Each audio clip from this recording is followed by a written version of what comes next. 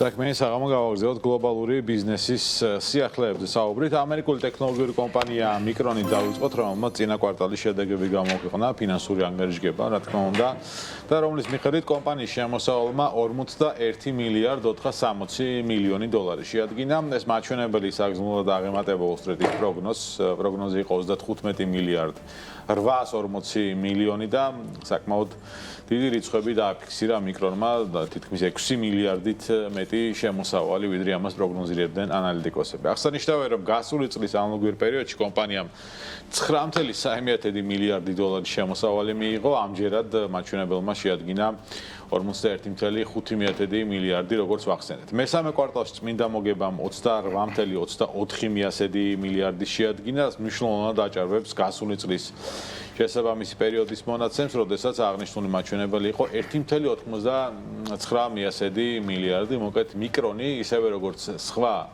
კომპანიები, რომლებიც ჩართულები ერენ AI მიმართულებით ბუმში და განვითარების კარგ ეტაპზე შეხვდნენ, სწორად პოზიციონირდნენ და ასე ვთქვათ, სწორი ინვესტიციები განახორციელეს. მიკრონიც არ არის გამონაკლისი, რომ მისი შემოსავლები და მოგების მაჩვენებლები კოლოსალურად იზრდება. რაც შეეხება რეაქციას საფონდო ბირჟაზე, დაახლოებით 15%-ით გაიზარდა აქციების შეფასება, ხოლო ბოლო 1 წლის განმავლობაში მიკრონის აქციების ფასი არის დაახლოებით 700%-ით გაზრდილი და ვინც 1 წლის წინ მიკრონის აქციები შეიძინა იმ ინვესტორებისთვის, რა თქმა უნდა, კარგი და გასახარი ამბებია, სავარაუდოდ, როგორც წესი, ამ ტიპის მზარდი კომპანიები ერთ წელიწადში არ იყიდებიან ხოლმე და ინვესტორები პირიქით ცდილობენ, რომ მეტი ინვესტიციები დააბანდონ ასეთ კომპანიების აქციებში, მით უმეტეს, რომ AI მიმართულებით ბუმი არ ნელდება და პირიქით ის საკმაოდ მძაფრდება. კაპიტალიზაცია საბაზრო არის 1 ტრილიონი, გადააჭარბა უკვე 1 ტრილიონს. ცნობისთვის მიკრონის ტექნოლოგია კრიტიკულად მნიშვნელოვანია NVIDIA-სა და Google-ის მიერ წარმოებული ჩიპებისა და სერვერებისთვის, რაც ამ კომპანიას საშუალებას აძლევს, რომ ბაზარზე პრაქტიკულად ულიმიტო დამკვეთები ჰყავდეს ამ კომპანიების სახით. ხო, ჩიპების წარმოების ბაზარზე კიდევ ერთი საინტერესო სიახლე გვაქვს. ამერიკულმა IBM-მა შექმნა ისტორიაში პირველი ჩიპი, პროცესორი, რომელიც არის 1 ნანომეტრზე მცირე ზომის. მისი ზომა არის 0.7 ნანომეტრი და როგორც IBM-ი აცხადებს, ამ რაღაც მინიატურულ მოწყობილობაზე მათ მოახერხეს 100 მილიარდი ტრანზისტორის დატევა და შესაბამისად ეს ტექნოლოგია უსწრებს არსებითად ყველაზე თანამედროვე 2 ნანომეტრიან ტექნოლოგიას, ყველანაირი საზომით, კერძოდ წესით ის 50%-ით უფრო მძლავრი იქნება, რადგანაც ნაკლები დისტანცია აქვს ელექტრონების გასავლელი და ამავდროულად იქნება 70%-ით უფრო ენერგოეფექტური, ანუ ამდენი ბატარეის მოხმარებაც მას აღარ დასჭირდება ამ სიმძლავრესთან ერთად. IBM-ი ზოგადად ჩიპების წარმოებისა და აღმოჩენის მიმართულებით ერთ-ერთი ლიდერია, თუმცა თავად ეს ჩიპებს მარტივად არ აწარმოებს, ხას IBM-ის ჩიპები ტელეფონებში და კომპიუტერებში არ ხდება, ის უფრო კვლევითი ორგანიზაცია, რომელიც შემდეგ ამ პატენტებს ყიდის იმ კომპანიებზე, რომლებიც აწარმოებენ ყოველდღიურად ჩიპებს. ანუ ეს ტექნოლოგია დაახლოებით 5-6 წელიწადში უკვე იქნება ჩვეულებრივ სმარტფონებში და შესაძლოა, არ ვიცი, რაღაც iPhone 30-ში მაგალითად თეორიულად იყოს. IBM-ი გაყიდის პატენტს და მიიღებს შემოსავალს მუდმივად. ძალიან მარტივად პატენტის მეთოდით იშოვის ის ფულს.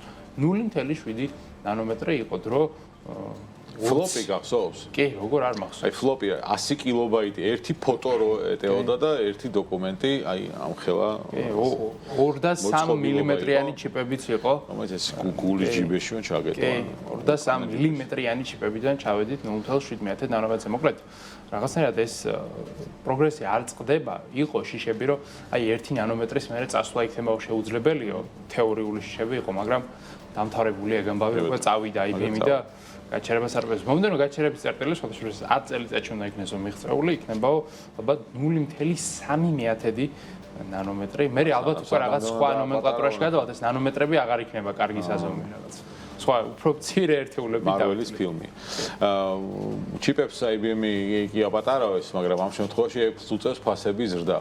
ფასების ზრდა თან თითქმის MacBook-ების და iPad-ების მიმართულებით ყველა პროდუქცია პრინციპში Apple-მა ოფიციალურად გააზრდა ფასები. ტექნოლოგიური გიგანტის განცხადებით ეს გადაწყვეტილება ბაზარზე მეხსიერებისა და ბარათების და მყარი დისკების მკვეთრ გაძვირებას უკავშირდება, რომ პატარავდება თქვათ რაღაც ტექნოლოგიები ეს არ ნიშნავს იმას, რომ მათი წარმოება პირიქით იაფიჯდება. შეიძლება გაძვირდეს კიდეც და აგერ გაძვირებულია მყარი დისკებიც და მეხსიერების ბარათებიც და აღსანიშნავია, რომ მიმდინარე ცვლილებებამდე ცოტა ხნით ადრე Apple-ის გენერალურმა დირექტორმა ტიმ კუკმა მედიასთან ინტერვიუში აღნიშნა, როცა ტიმი ასრულებდა საკუთარ მოვალეობას, რომ ხელოვნური ინტელექტის ბუმით გამოწვეული კომპონენტების დეფიციტის ფონზე პროდუქციის გაძვირება გარდაუვალი გადაწყვეტილება იქნებოდა და ეს გადაწყვეტილება აგერ უახლოეს მომავალში Apple-მა მიიღო. რაც შეეხება უშუალოდ გაძვირებას და დიაპაზონს, რო ვახსენოთ, MacBook Neo-ს ფასი მაგალითად $599-დან $699-მდე გაიზარდა, $100 გაძვირება, 512 გიგაბაიტიანი MacBook Air-ის ღირებულებამ $1099-ის ნაცვლად შეადგინა $1299. $200 დაემატა. პირდაპირ $200-ია და 1 ტერაბაიტიანი MacBook Pro-ს ფასი $1699-დან $1999-მდე გაიზარდა, რაც საკმაოდ მსხვილი ზრდა არის. $300 ნახტომი. Apple ცდილობს ყოველწლიურად, რომ